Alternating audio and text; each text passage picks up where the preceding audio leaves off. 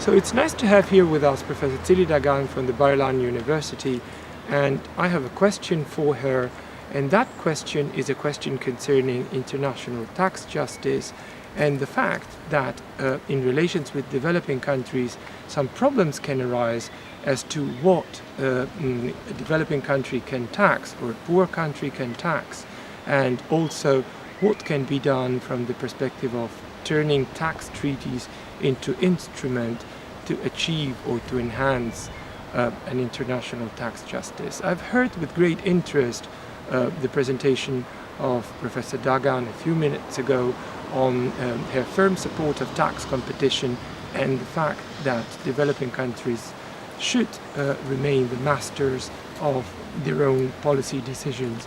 So I would like to know whether you would have some comments on this possibility of turning tax treaties into instruments to protect the policy decisions of poor countries. Okay, so thank you, Pascal. I think it is a very interesting idea, the idea of putting tax treaties to the work of actually aiding or helping or empowering developing countries.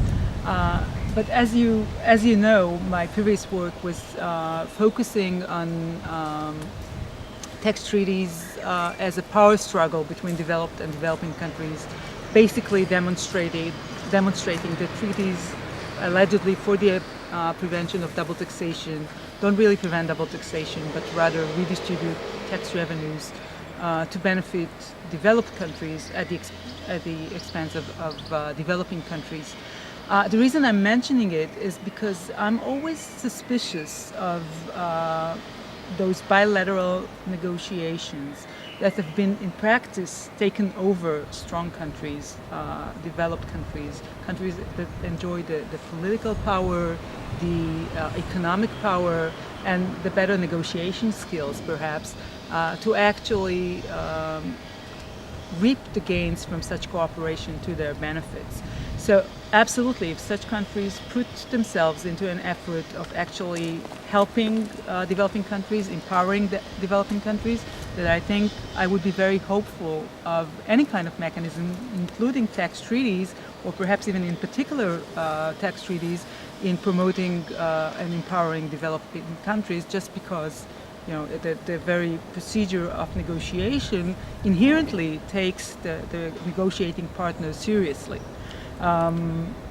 But would it actually happen?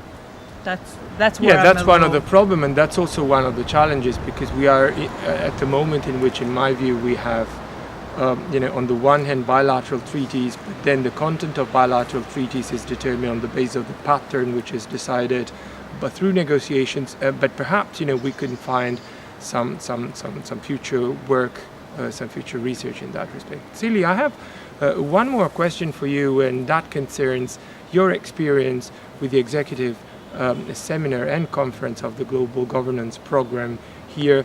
What will you bring home? Well, first of all, this has been a really exceptional experience for me. I think it's probably the first time in which I actually got to sit together with people that actually do the work of tax policy.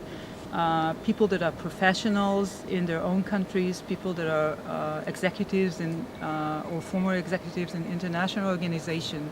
And to get these kind of insights was invaluable for me. This is a rare opportunity for me to actually get together and listen to these people and, modestly have them listen to me, which was particularly rewarding.